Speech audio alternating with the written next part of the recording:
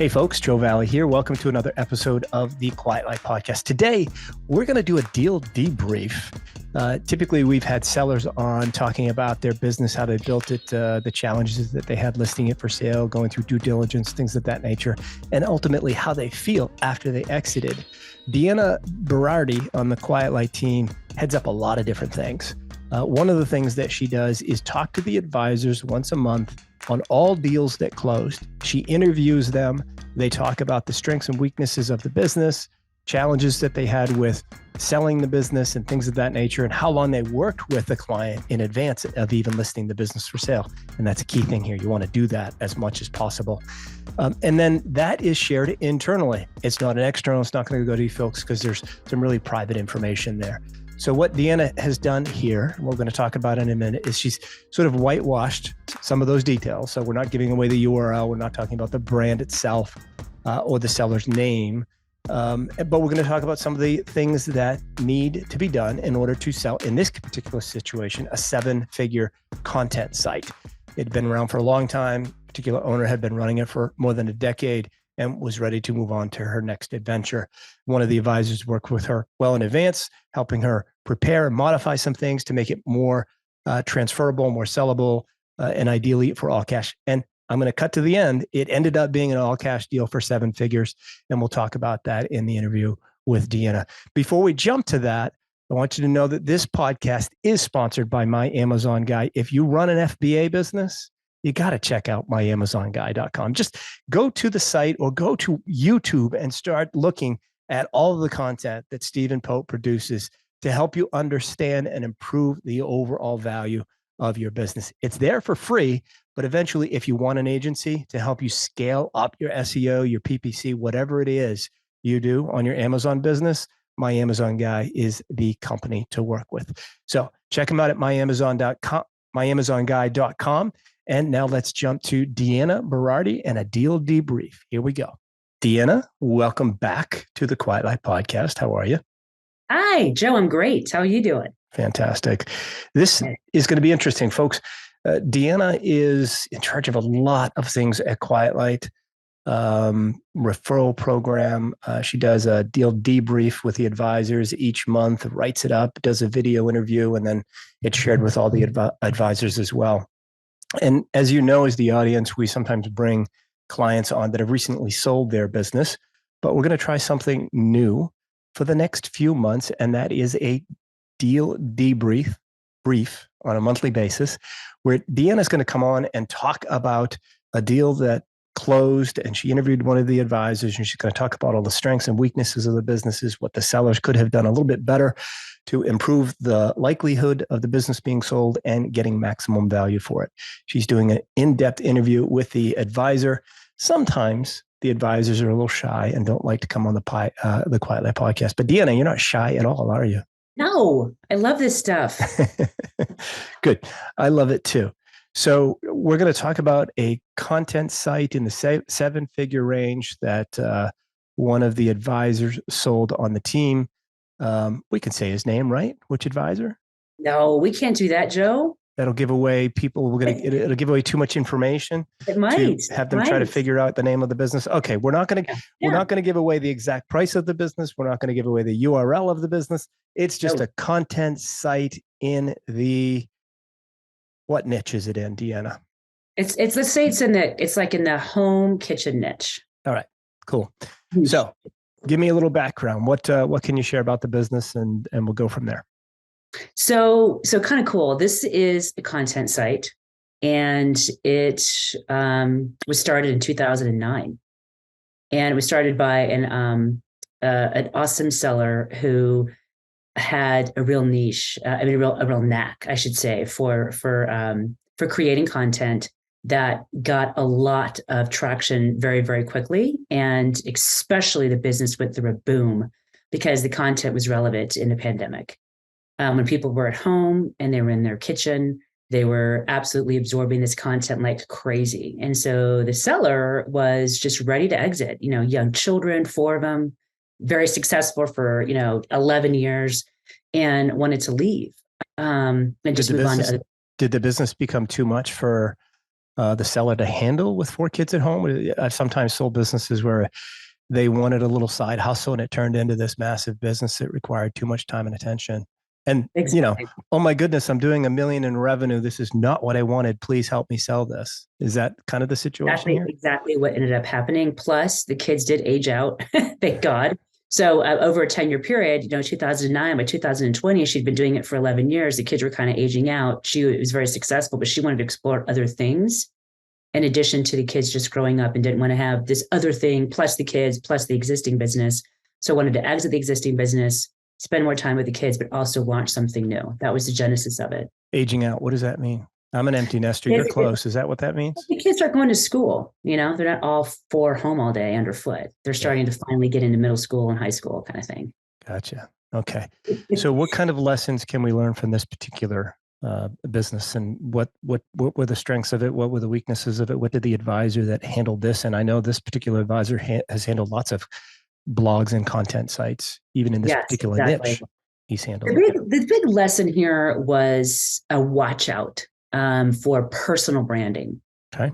And you're building these content sites. And if we had to create a tagline, this is one that me and the advisor created together on this business. The lesson learned was, or the knowledge point gained was, the more valuable you are to your business, the less valuable your business is. And that would mean to a prospective buyer. What does that mean exactly? So meaning that if you are the brand, you are the personal name in the URL. You are the personal likeness on your content site. You are a heavy contributor to the content, then you're very valuable to that business. The less valuable that business would be to somebody that wants to buy it. Why is that? Well, Joe, it's touched on in your book. It ties back to transferability. Well, it's still transferable, right? The business, if it's joevalley.com, which by the way, I don't own the folks. I used to, I gave it up and now a photographer owns it. But if it's joevalley.com, it's got my name and face all over it. Easily transferable. That's not an issue. I can transfer it over to you. The problem might be the risk associated with you, with me, not you owning the site and me not being the name and face of it anymore. That's the real challenge there, right? So if it's that goodwill and that intrinsic value that's hard to put your finger on, that is not staying in the business when this amazing woman who started it leaves. What do we do in a situation where 100 members of the current audience are running businesses like this already, and their name and face is all over the website? What kind of recommendations do you have for them, or what kind of recommendations did the advisor have in this situation? Because it's exactly the situation. Yes, exactly. So the advisor did give some guidance to the seller on this, and it was tough because the personal name of this seller was in the URL. Ooh. And so there was an 11, 12-year history of that person's first name. Luckily, it was kind of a common name being in the URL. So I would say you're kind of stuck at that point. And that's kind of what the advisors figured out too, is the personal name in the URL. If it's in there, you really don't want to be changing that URL or changing the name of that landing page. Yeah, that's too much risk. Yeah. Don't want to take that risk and have the trends fall down and people type in the URL. Sometimes redirects don't work. And you lose some rankings. Yeah. So that's definitely a no-no. Buyers would not want you to do that. You don't want to do it because it could tank your business for even just for a few weeks, and you lose all that revenue. You lose, a few weeks worth of revenue, and it affects the overall value of the business. Yeah. Okay. So the seller's first name was in the URL? First name. First name was in the URL, not the last name. First name. First name's in the URL. So if you're listening to this podcast early enough and you're doing an awesome blog content site, just try not to even start there at all. Just don't do it. Personal name URL if you can. But if you're there, if it's, cooking with Jennifer, I think I talk about that in the book, right? Cooking with Jennifer's or cooking with Jennifer. What do you do then? It's too late. 3 years in, I'm not going to change the URL. What's the next option? What's the next step that this advisor recommended or had to deal with in this particular situation? Exactly. So basically there's a lot of coaching that was provided up front, which was, hey, you're probably going to need to agree to keep your name in the URL And you're probably going to need to agree to stay on to the business with your likeness. And we'll do everything we can now to start taking your picture and your name and kind of burying you on a back page. Like, let's demote the about piece of it. Let's put you on the about tab. Let's have you in there on the contact and about section. But let's just make the pictures as small as possible and the write-up as small as possible. And let's kind of do that now to see how, with your face and likeness being on a back page, not the landing page, what the trends are. So they kind of had to sit with that and start measuring. This is what happens when that likeness is somewhat buried. So at least 6 months of that to get some history of what happened. To make sure that the time on site doesn't change dramatically if that person's name and face is not all over the website. And traffic, monitoring the traffic. Okay. What about, you say likeness? Is it minimize the size of the photo? Is it create a caricature of, in this case, let's go to, and I don't know if there's a URL out there that says Cooking with Jennifer. I just made it up. So, would you create a caricature of this person, or just minimize their photo and bury it on the site so they're less important to the business overall? Yeah, well, in this particular situation, there was a photo. In some cases, though, there's logos of the seller. People have little logos that have the seller incorporated, their face or likeness, or they may have a video on there that shows them doing their task for their audience, or it may be very prominent on the landing page. So all those things were kind of stripped away. So if there was a video, it was maybe taken down, or if there was a prominence on the landing page, it was removed. So the likeness could be in those things: logo, video, photo, or even a character in a cartoon. We've seen people that have content sites where they have a cartoon that looks like them. All those things you just want to start eventually demoting and tracking the demotion of them and how that impacts the traffic on the site. I would say the cartoon is fine, personally, because it's not your face, right? I can't find your image on LinkedIn if it's a cartoon. So I'd say that's probably fine. But your first and last name, making everything as prominent, front and center, so you are the business. Because what happens is that the audience becomes incredibly confident about the content because it's you that's delivering the content. Mm-hmm. If you want to sell this business and transfer it, you need to put yourself sort of on the back burner, make yourself less important. Here at Quiet Light, I used to do 50% of the total transactions when it came to brokering deals. At one point, it was 70%. Now I do nothing. I'm so unimportant when it comes to actually doing transactions. So I'm putting myself on the back burner because, hey, folks, I'm getting old, right? Someday I'm not going to want to do this anymore. And so I'm naturally doing that over time, over the years, putting myself on the back burner, making myself less and less important to the brand Quiet Light. You need to do the same thing if you are the name and face of a content site. What do you do in a situation, or what did the advisor recommend, and how did you overcome objections from buyers in this situation where this is a content site, it's a blog, it's writing about stuff in the kitchen on a regular basis? Is the written content that's being posted on a regular basis still being posted by the owner of the business, or by guest writers, or by somebody else altogether? What was the situation recommendation there, Deanna? Yeah, and that was one of the key aspects as well. That was very important to the buyer on this deal, was the content contribution. And how many of these blogs and articles were actually being written by the seller, and how attached were the readers to the seller's personal content that was going onto that site. So when this person posted something, was that getting a lot more views or looks, or tracking to it than another one? And luckily in this situation, the content contribution, she had began to using ghostwriters. She had began to stop tagging it directly to her, outside of a feature or two. So most of it kind of ended up being completely fine, because that was something that was controlled and looked at. Now, is a ghostwriter a guest writer, or is it, in this situation, do you mean a made up name? It could have been I think in this situation, I think she had used a ghostwriter, and the ghostwriter was just kind of using different names. So-and-so contributed this recipe, so-and-so likes this one. So it was different kind of names, but it wasn't like one person was doing all the content. Okay. That makes sense. It's a scalable operation where you might have, 20 guest writers, and they don't need the credit, but they're employees that are writing for you. and you can attribute it as long as the audience is receiving the good quality information and they're believing in the content. That's the key. You could test that, dabble with it, do split testing, make sure that the time on page doesn't drop dramatically because your personal name is not on it or your personal likeness is not on it as well. These are things you need to dabble with early on so that you can eventually plan your exit in a situation where you're ready to sell and all of this is in place already. Sometimes you just have to accept that you're not going to walk away from the business at closing, not completely anyway. I've talked about this on the podcast before, but if you didn't hear it, folks, I sold a prepper site years ago. You know what a prepper site is, Deanna? No, tell me. A prepper site is, or a prepper business or a prepper in general is somebody that believes, the worst of the predictions of the world are going to come true, and they it, right? They've got oil stored on their site, gasoline stored on their land. They've got gold coins. They've got food that lasts for years, all of this stuff.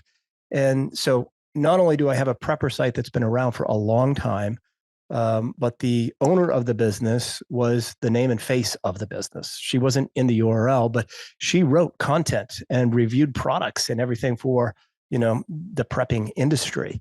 And when the business was sold, she had to stick around in name and likeness. So the person that bought the business negotiated that he would use her image and her name in new content for up to 12 months. Caveat was that she had to pre-approve that content because it had her name and face on it. And then, of course, we had to negotiate the amount of time that she had to pre-approve that content, right? If she had a life, she had vacations, she wanted to retire, things of this nature. So it gets a little sticky and makes it more difficult. And not all buyers are willing to work through all of that. My point is that, like you're talking about, Deanna, is that the more you can think in advance of the transferability of the business, that minimizes the risks, right? If you have your name in the URL, it's still transferable, but your name is in the URL and you want to go away, as do you want your name and face and the content creation to go away. It has to go away, but that increases the risk for the buyer. And when that increases the risk, they lower the valuation or they require an earnout in that situation. So you want to do everything you can to remove those risks so that you're getting maximum value for the business at closing. Hopefully y'all cash in that situation. What other objections were surfaced during the listing process of this particular business and in due diligence that the advisor had to overcome?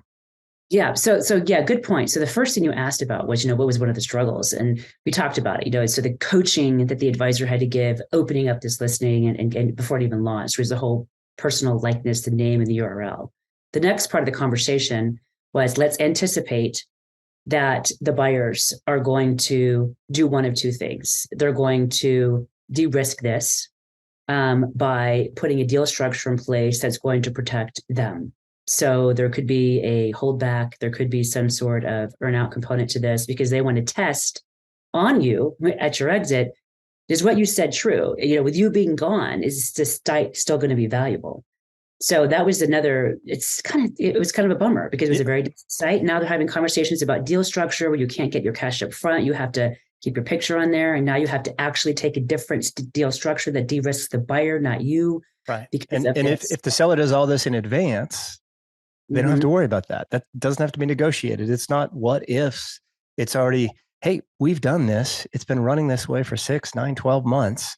I'm not as important as I used to be to the business. And therefore, this is not a risk, right? It's not what if. All you have to do is, and this is what I hear from, sellers over the years, it's all you have to do is launch this new product and revenue is going to go up. And that's why I want this multiple. Or this is why I want all cash. All you have to do is blank, remove that blank and do it yourself and take that risk away from the buyer and you will get more money for the business. It will sell quicker. It'll be a better transaction, a better deal structure as well. None of this earnout, seller note. What was the other? A holdback term that you used there, that situation as well. Yeah. So the advice that was given before they even got buyers in on this one was, prepare for that. That might be what happens. That's not necessarily what was wanted at all, but prepare for it. Now, the good news is that this deal was SBA approved. So the seller had an SBA designation on them. And so there was a lot of different buyers looking at it. So that was kind of a big plus on this. And so, when the SBA buyers coming in, they've got cash, and it might be the only deal they buy. It might be their first and only deal. And so maybe they don't want the sophisticated deal structure of having earnouts and holdbacks. And You can't actually. With an SBA, there's no earnouts allowed. Oh, okay. Yep. Okay. So that was kind of saved the day on this one, because there was a non-SBA buyer that, did come in with a component like I described, which had a earnout holdback to it. And they were really wanting the likeness of that. They wanted the person to stay in and continue to actually create content, continue to do some videos and stay on the front page. And that wasn't really what the seller wanted.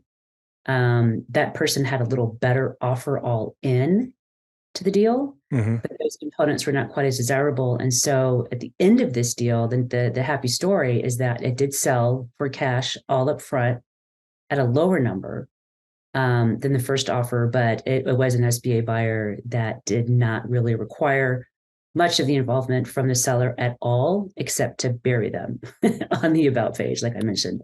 Right. And normally, folks, in the negotiation of the asset purchase agreement, there's a training and transition period. It's typically up to 40 hours over the first 90 days after closing. And I can pretty much guarantee you that was part of this asset purchase agreement on this 7-figure exit of a content site.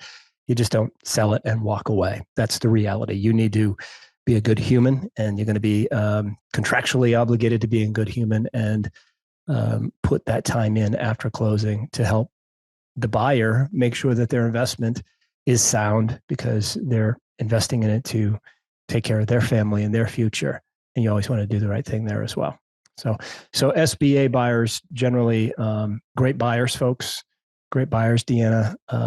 They have a 10-year note from the SBA, so they've got financing over a 10-year period. The interest rate is unfortunately variable in this marketplace. It is variable.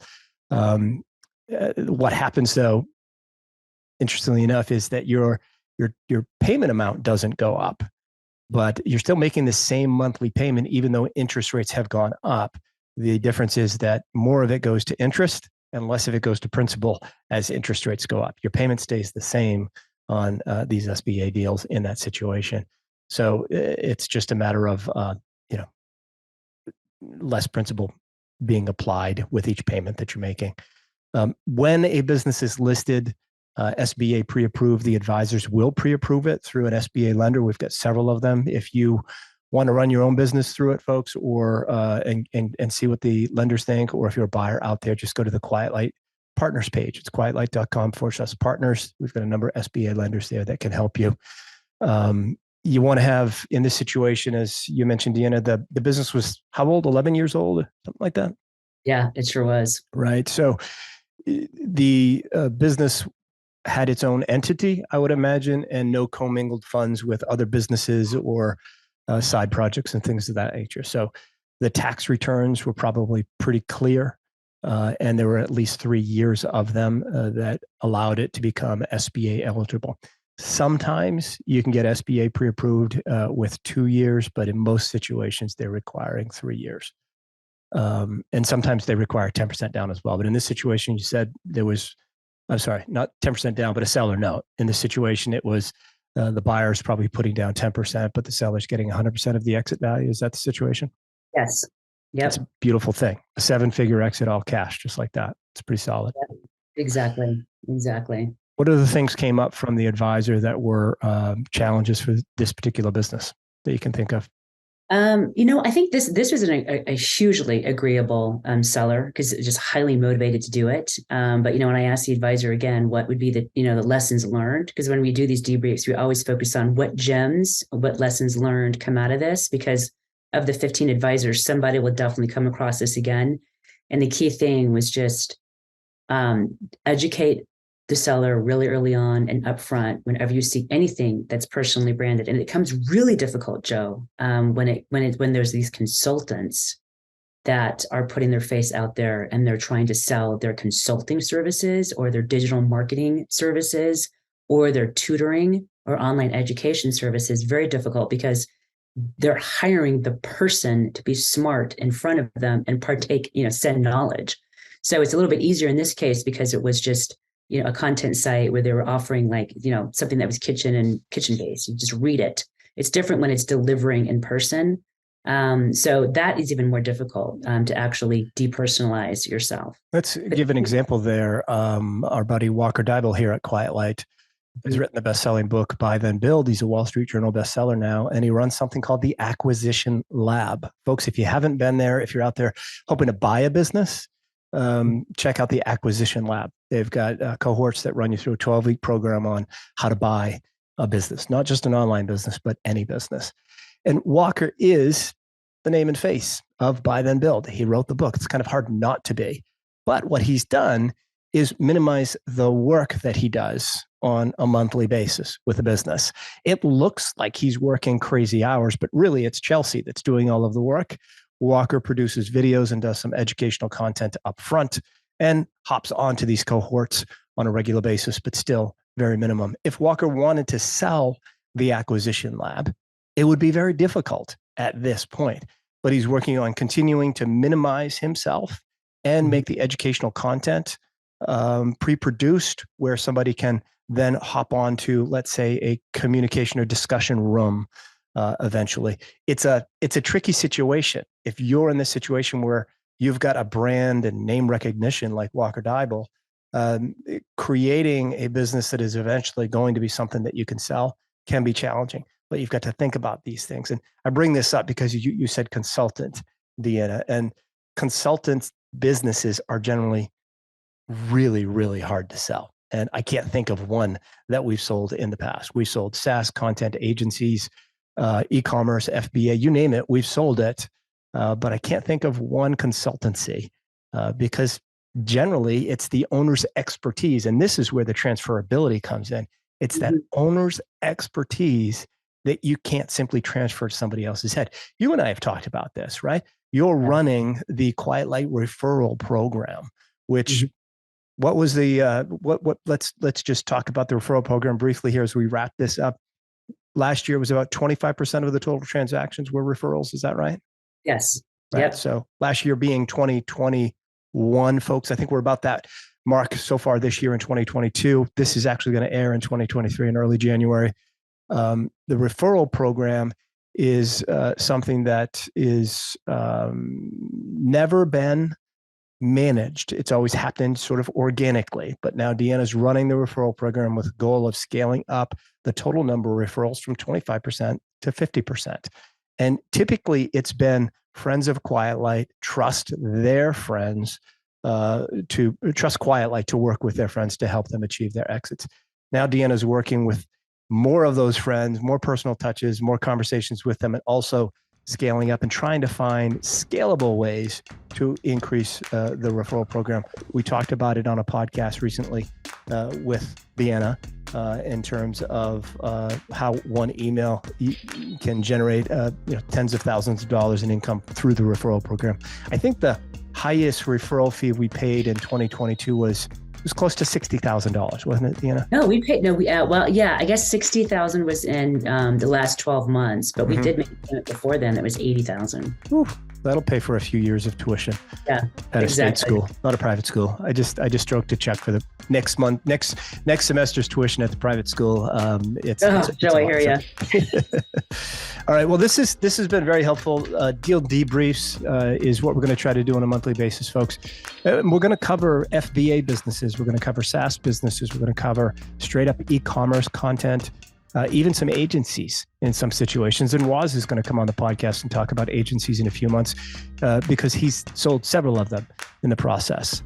Deanna, this has been fantastic. Let's dial this in and continue to bring deal debriefs to the audience on a regular basis. Looking forward to chatting with you more often on the Quiet Light podcast. Thanks for joining me. Thanks so much, Joe. You enjoy.